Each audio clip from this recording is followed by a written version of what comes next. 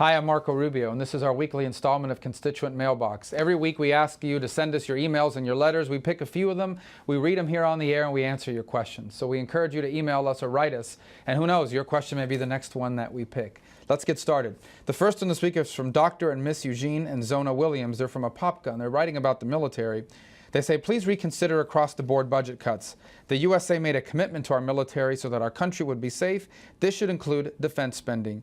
We would urge you to consider the Secretary of Defense Statement of Needs. The military will need every bit of help they can get in the way of intelligence, weapons, protection, etc., that the government can give them. It's time for those of us able to stay at home to make sacrifices. Well, Mr. and Miss Dr. and Miss Williams, let me tell you, I agree with you. I don't think we can afford the kind of cuts that the super committee will have to make if they don't come to an agreement. Not only are they draconian, they're dangerous. They endanger our national security at a time when the world is as dangerous as it's ever been. Just last week we were reminded of that. We uncovered a plot, an Iranian plot, to kill 2 ambassadors in Washington, D.C. The world is as dangerous as it's ever been, and it desperately needs a strong American military. Now, can there be savings? Absolutely. Is there money being wasted in the contracting practices at the Pentagon? Absolutely. We've never been able to afford to waste money, and now is certainly no time to start. On the other hand, we have to be very careful that we don't lose our military edge. Countries like China are investing heavily in weaponry, not just to catch us, but to surpass us, and to be able to take away our strategic advantages. So yes, we need to find savings anywhere we can find them, but it cannot come at the expense of our national security. Instead, let's focus on the real drivers of our national debt, which is a Medicare program that we're going to lose unless we take real steps to save it, for example. So I hope we'll focus on that. And above all else, let's grow our economy. Nothing would help solve our debt problem more than to grow our economy and create jobs. When people are working and you're creating more taxpayers, you have more people paying taxes. You have more people buying things. You have people that can afford their mortgage, and everything gets easier. So let's focus on economic growth. That will do more to solve our debt than wiping out our military advantage. Thank you for your question. Our second question comes from Boynton Beach. David Chesney writes, I please urge your fellow senators and yourself to start immediate confirmation proceedings of the waiting judges to fill the myriad of open positions on our courts. It is an emergency. It will greatly hurt our judicial system if it's not remedied. David, let me tell you, we have a great process here in Florida. Senator Nelson and I have actually set up a bipartisan committee that interviews all the potential nominees, and they send us 3 or 4 names that they think would be the best ones.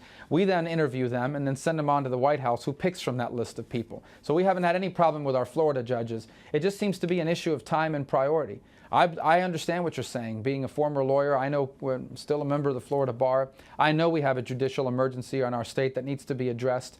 And I continue to ask for more votes on not just Florida judges, but judges around the country. Over the last few weeks, I've noticed that the pace has picked up a little bit. I think that's a really good sign. I hope that continues. There's no reason to hold up these confirmations. The vast majority of nominees we get are highly qualified people that are willing to serve our country, and we're fortunate to have their service. So thank you very much.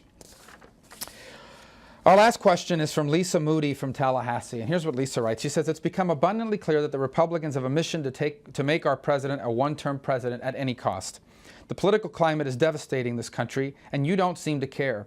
Whatever the president offers, Republicans reject wholeheartedly and offer the exact opposite, even if it was what they wanted in the past. Your goals are transparent and unconscionable and come at a great cost to our great country.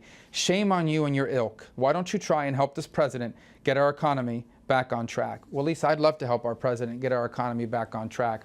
And I unfortunately, with due respect, I think your assertion that we oppose everything he stands for are wrong. There are some things in his jobs bill that we can support. In fact, what I've said is, why don't we take the Republican plan and the Democrat plan, and let's put them side by side. And let's find things that we both agree on. Things that there's a bunch of things that are in both plans. And let's pass those things. And then if we can't agree on the other things, that's why we have elections in this country, and the public will get to decide who they want in charge. But why are we holding up the things we all agree on, things that will help create jobs? That's a question I've asked everyone around here, and no one has a good answer for it. So over the last few days, I've undertaken it to begin crafting such legislation. I hope it'll be ready soon. And working with Democrats, I'll work with anybody that wants to get our economy growing. You see, I think the number one thing we can do to solve our problems is grow our economy and create jobs. If we had more people working, you'd have less foreclosures. You'd have more economic growth. You'd have more consumer spending. You'd have all these positive things. The number one thing we can do about our national debt is economic growth.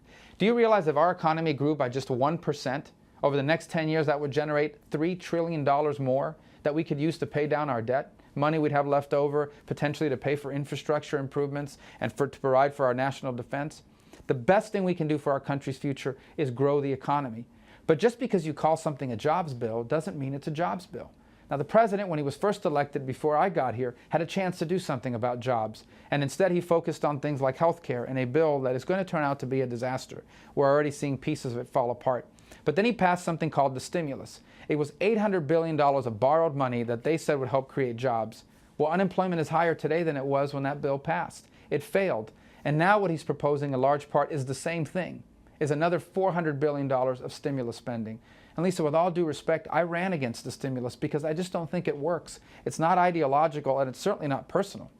It's just that it doesn't work. It didn't work in 2009, and it's not going to work in 2011. Spending another $400 billion on government is not going to grow our economy. As much as we want it to and wish it would, it's not. Instead, it's just political posturing. And the proof is that the president went out and bought a fancy bus that no president's ever had before, and he traveled to key political swing states to promote his so-called jobs plan. Why didn't he stay here in Washington, D.C. and work with us to come up with a real solution? But look, let's put all that in the past. I commit right now to working with anyone who is serious about getting Americans back to work. And right now, as we speak, I'm working on some real ideas that I think we can all agree on to get that process started. And I hope when we come out with our plan, you'll be supportive of it. Thank you very much for writing us. Thank you all for reaching out to us. We do this every week, so we encourage you to continue to email us and write us, and we look forward to responding to your questions. Until then, let me say what I always say. It's a tremendous honor and a privilege to serve here in Washington, D.C. on your behalf. I get up every morning, and I thank God for this opportunity. And I thank you all for the confidence you've placed in me. And I hope that I'm doing a good job for you, and will work hard to continue to do a good job for you. So may God bless all of you. May God bless the state of Florida. And may God bless the United States. Thank you.